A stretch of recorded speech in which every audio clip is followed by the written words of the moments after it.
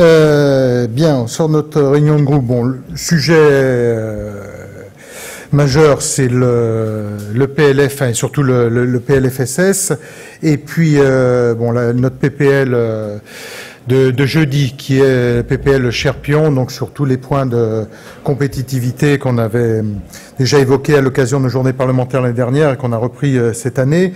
Sinon, sur le budget, bon, ce qui en ressort, c'est d'abord le manque de sérieux des prévisions, hein, puisque ce budget est préparé sur un taux de croissance à 1 point. Vous avez vu que le Haut Conseil aux finances publiques avait contesté largement cette prévision. Et puis, c'est surtout les trois, ou disons les quatre victimes que le budget génère. C'est d'abord les familles, hein, après la baisse du quotient en 13 et en 14.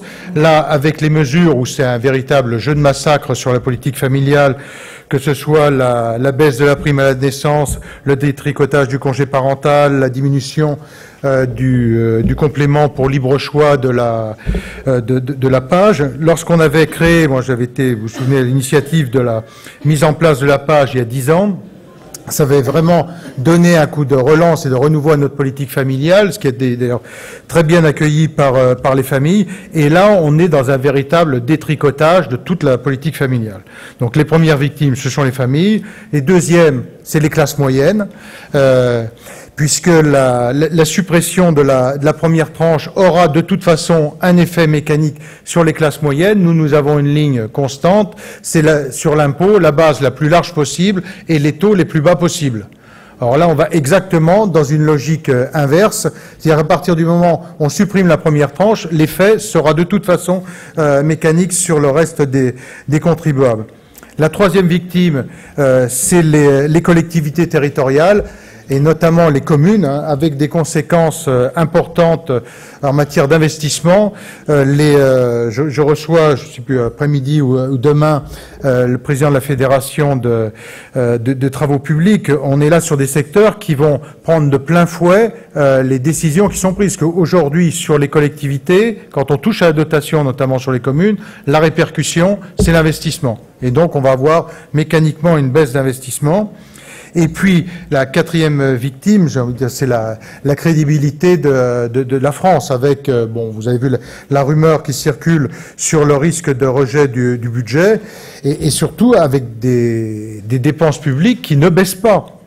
C'est vraiment ce fiche du monde, la présentation qui en est faite par le gouvernement. C'est comme si vous dites à un ménage, vous avez 2000 € de dépenses par mois, vous devez baisser votre budget de dépenses, et ils reviennent vous voir en disant formidable, ça y est, on a baissé, on était à 2000 €, on est maintenant à 2002 €. Donc on a baissé. C'est exactement ça qui est fait. La baisse, c'est l'augmentation mécanique du budget. Et donc, ça se traduit en masse par une augmentation de 0,2 des dépenses publiques. Donc, on n'est absolument pas dans une baisse des dépenses publiques. On est dans une augmentation moindre que ce qu'elle était prévue, mais on est toujours dans une augmentation des dépenses publiques, avec des impôts qui ne baissent pas. Il suffit de regarder les prélèvements obligatoires, on est toujours entre 44,6 ou 44,7 du PIB, ce qui est d'ailleurs prévu dans la loi de programmation qu'il présente, la loi de programmation de 2014 à 2019. Il n'y a pas de baisse des prélèvements obligatoires. Donc il n'y a pas de baisse de dépenses publiques, il n'y a pas de baisse d'impôts, les déficits partent à volo, hein, puisque on est parti sur une hypothèse à 4,3, tout le monde sait qu'elle n'est pas réalisable. Hein. On va finir l'année vraisemblablement à 4,4. Je vous rappelle que les prévisions au départ étaient de 3,5, c'était même 3. Et bon, on est très vite passé à 3,5. On finit avec pratiquement 1 point de déficit supplémentaire. Et donc nous dire cette année qu'on sera à 4,3, c'est bon. Là aussi, c'est vraiment se moquer du monde, sans compter la progression des dépenses d'assistanat sur l'AME, le tiers payant généralisé, qui va avoir là aussi des effets d'augmentation de la dépense de manière tout à fait significative. Donc voilà ce que je peux dire sur le budget. Est-ce que vous avez des questions ? Sur la transition. Donc sur d'autres choses, hein, si vous voulez. Sur la transition énergétique. On ne votera pas le texte. On ne votera pas ce texte, d'abord, qui a été étudié dans des conditions lamentables. Je veux dire, c'est faire passer ce texte en urgence, qui a été stocké pendant 1 an ou 18 mois au gouvernement. Le faire passer en urgence, ensuite mettre le temps programmé au dernier moment à 30 heures. Enfin, je veux dire, c'est vraiment n'importe quoi sur la manière dont le texte a été préparé. On est dans un gage politique, au vert, à l'aile gauche, enfin, ce qu'on veut, mais bon, voilà. Sur le contenu du texte?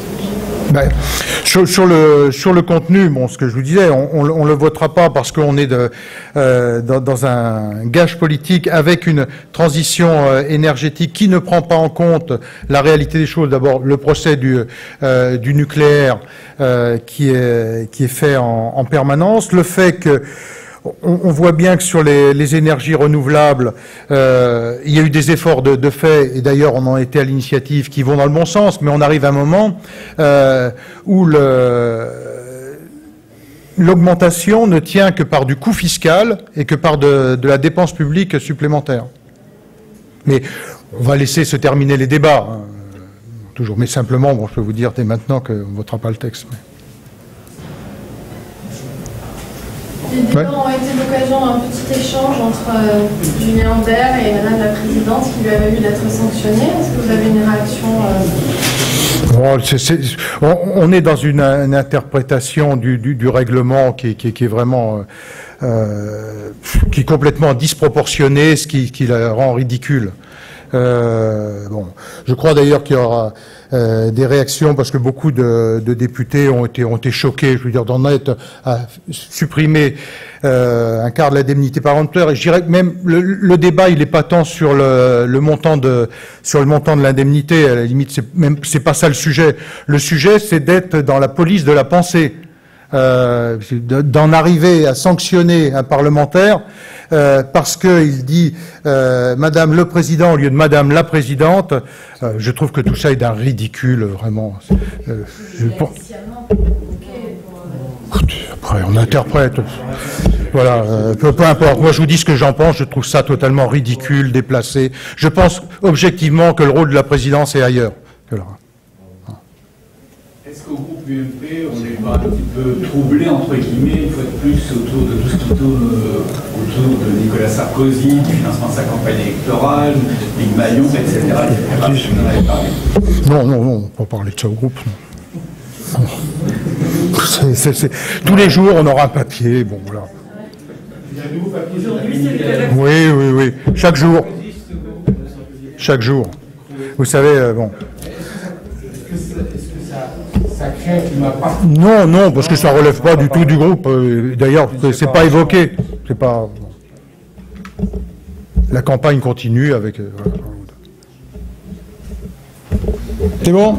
Vous avez un commentaire à faire sur la une du Monde de cet après-midi? Je l'ai pas vu, mais écoutez, de toute façon, aucun commentaire à faire sur ce genre de choses. C'est quoi la une?